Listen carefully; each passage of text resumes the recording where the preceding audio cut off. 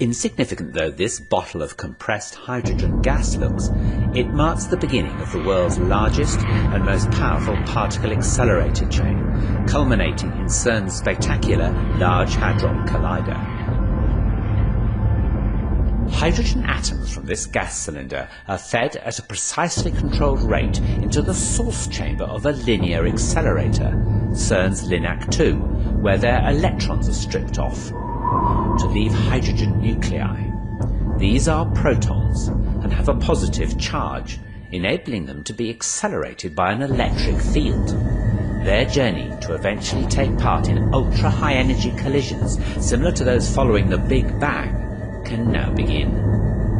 This initial acceleration has caused LINAC-2 to be likened to the lumbering first stage of a huge rocket. By the time this packet of protons leaves LINAC-2, it'll be travelling at 1/3 the speed of light. It's about to enter the booster, stage 2 of the rocket if you will.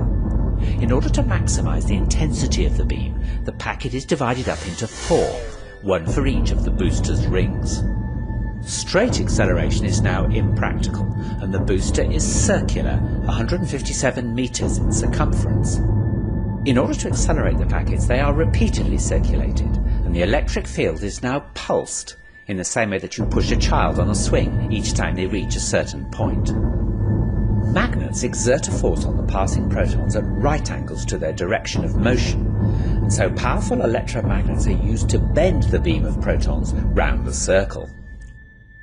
The booster accelerates the protons up to 91.6% of the speed of light and squeezes them closer together. Recombining the packet from the 4 rings, it's then flung on into the proton synchrotron, by analogy stage 3 of our rocket. Let's just follow 2 such proton packets. The proton synchrotron is 628 metres in circumference, and they circulate for 1.2 seconds, reaching over 99.9% of the velocity of light. It's here that the point of transition is reached, a point where the energy added to the protons by the pulsating electric field cannot translate into increased velocity, as they're already approaching the limiting speed of light. Instead, the added energy manifests itself as increasing mass of the protons. In short, the protons can't go faster, so they get heavier. The microscopic kinetic energy of each proton is measured in units called electron volts, and now the energy of each proton has risen to 25 giga-electron volts, or GeV. The protons are now 25 times heavier than they are at rest.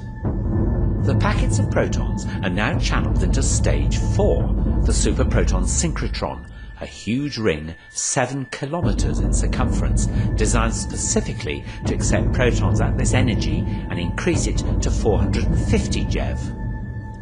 Soon, the packets of protons will be energized sufficiently to be launched into the orbit of the gigantic Large Hadron Collider, or LHC, which lies between the Jura Mountains and the Alps, and straddles both France and Switzerland.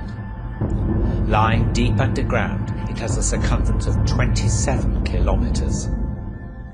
There are 2 vacuum pipes within the LHC, containing proton beams travelling in opposite directions.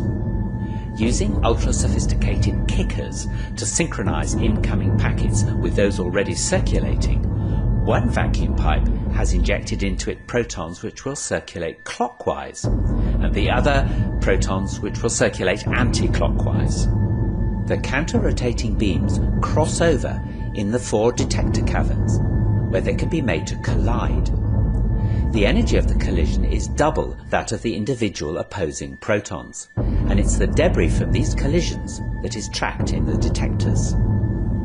For half an hour, the SPS injects protons. Finally, there are 2,808 packets. During this time, the LHC adds extra energy to each proton, whose velocity is now so near the speed of light that it goes round the 27-kilometer ring over 11,000 times each second, getting a boost of energy at each revolution from the pulsed electric field. Finally, each proton has an energy of 7 tera electron volts, and they're 7,000 times heavier than at rest. The magnetic force needed to keep the beams bending to the ring is so enormous that nearly 12,000 amps must flow through its electromagnets. This is achieved by making the LHC colder than outer space, so that its magnets become superconducting. Now the protons are ready to collide in the detectors. A steering magnet finally brings them onto a collision course.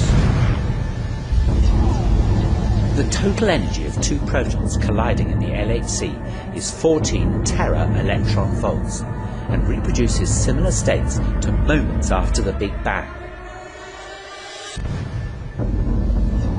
Particle tracks from these collisions will be analysed by computers connected to the detectors, and it's hoped these tracks will give a new insight into the very birth of our universe, how our universe has evolved, what governs its behaviour today, and where it's going in the future.